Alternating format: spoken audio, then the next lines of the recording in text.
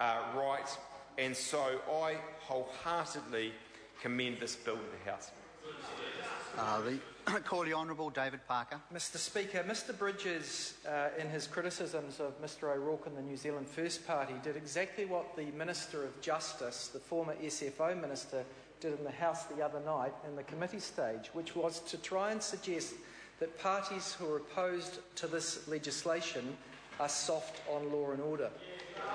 And it's a reprehensible claim to make, because it's not correct. And it's using the artifice of this legislation to try and position opposition parties on law and order issues for the political gain of the National Party to the detriment of our country. And it hasn't worked, Mr Bridges, because that line has been played by your minister, by you, and by lots of your fellow members of Parliament in an effort to position opposition parties. And what has happened is that the National Party has positioned itself and been criticised in editorials up and down the land for getting the balance wrong between protecting New Zealanders from inappropriate search and surveillance, protecting the long-term viability of our democracy by protecting those who keep our democracy clean, and protecting the long-term relationship between the police and other law enforcement agencies and the public. And I want to, in the time that I've got available, explain why it is that those principles are not being properly balanced in this legislation. Before I go into the detail, which relates mainly to search and surveillance powers, I will accept the general proposition that except in respect of examination orders and production orders, and perhaps to a lesser extent in respect of residual warrants, this legislation is good legislation. It doesn't create wholesale extra rights for state agencies, and it does regularise slightly different legal tests that applied to lots of different agencies through different statutes books, and that was necessary. It also brings up to date legislative control of new search and surveillance techniques that were not technologically available at the time of earlier legislation and which need to be covered with legislation now. The Labour Party doesn't have a problem with those parts of the bill, and that is 90% of the bill in volume, but not 90% of the bill in principle, because the important principles, as my colleague Charles Chevelle and Dennis O'Rourke have, I think, quite eloquently explained, as have other members in earlier stages of the debate, including the Greens. The problem lies in examination orders and production orders. And I want to explain, both in the context of the media and more broadly in the media, why that is wrong, to the extent that I'm able to. The right to silence has a number of reasons that lie behind it, and Dennis O'Rourke has, and before him Charles Chevelle, have explained some of those in terms of the protection of the civil liberties of people who ought not to have to answer and incriminate themselves. There are other reasons that I will go into. One is that long-term, the relationship between law enforcement agencies and the public relies upon cooperative relationships. That might surprise us when we think about this, but yes, you might have confrontational relationships between the police and the accused, but actually most of the evidence that the police get, or other arms of the state get, is because it is volunteered by people who think they should be cooperating with law enforcement agencies because they believe that law enforcement agencies have a proper role in society for enforcing laws.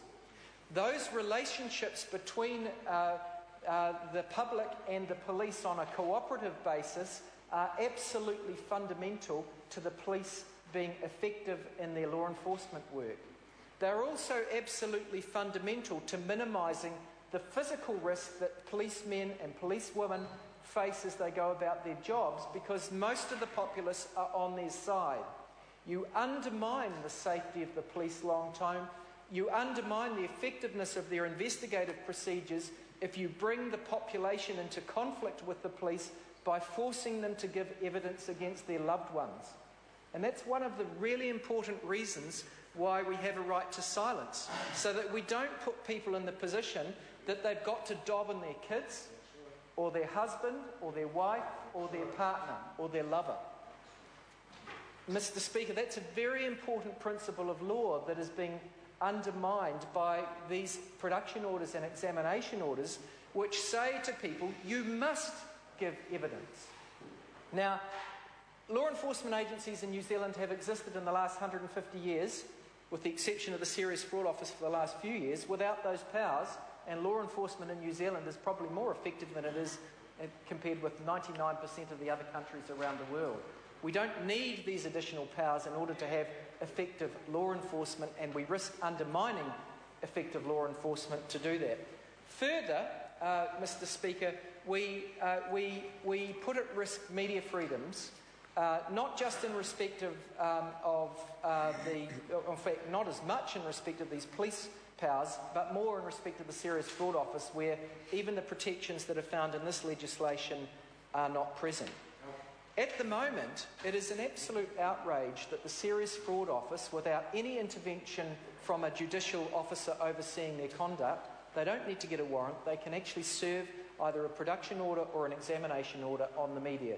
And we have had catalogued previously in this debate the calculated way in which the National Party has stopped that problem being remedied, both at Select Committee, delays of more than a year responding to Labour Party entreaties that this needed to be fixed, ignoring entreaties by the National Business Review, by the Media Freedoms Committee, by other arms of the media to fix this problem in the 2 years that it's been around since the National Business Review were raided by the Serious Fraud Office and asked to disclose things which could have included their sources. We've seen the process by which the National Party has abused that, but I'm going to state again the principle of why it's so important that that be fixed. And the real example lies in the NBR raid, or the raid of the National Business Review by the Serious Fraud Office. What led to that? The National Business Review was doing its own inquiries as to what had gone wrong in the South Canterbury finance collapse.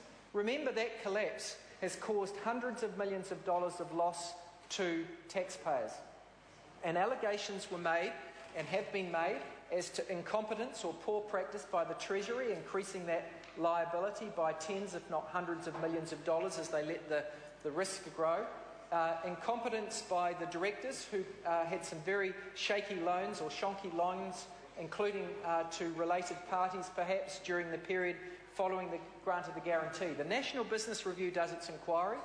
They rely upon, no doubt, confidential sources from within those organisations telling them in confidence what they knew in order to bring this to light, Mr. Speaker, in order to bring this to light so that this could have light shone upon it. Why do we do that? Well, actually, where you have incompetence, and I'm not suggesting there was corruption by government here, but in other instances where you have corruption, how you protect democracy long-term from corruption and from incompetence is you shed light upon it and you cause consequences for those that are involved in it. And the Fourth Estate have an absolutely fundamental role in doing that. And I'm one of those who've at times felt like the criticisms that I've faced from media has been ill-informed, or it's been a bit superficial, or it's been a bit hurtful, and I haven't liked it. But I will defend till my last day in this place their right to make those criticisms, because their role in keeping democracy clean is far more important than my sensitivities. Mr. Speaker, protecting the National Business Review sources from inappropriate use of powers by the National Business Review is absolutely essential if people have confidence to give information to NBR in confidence, because if they can't be assured of that, they clam up and the public interest is not served because these things are not brought to light. And that is the essence of the problem. The other problem with the Serious Fraud Office is that it doesn't just relate to the National Business Review. They use their powers far more often than they need to, and far more broadly than they need to, when they could use alternative techniques, including warrants and including normal investigative techniques. The final point that I will make is that, having listened to the debate, I think that the production orders that we're conferring upon the police go too far and should be narrowed to organisational crime in a business context. Called Alfred Naro. Mr. Speaker, I stand in support of this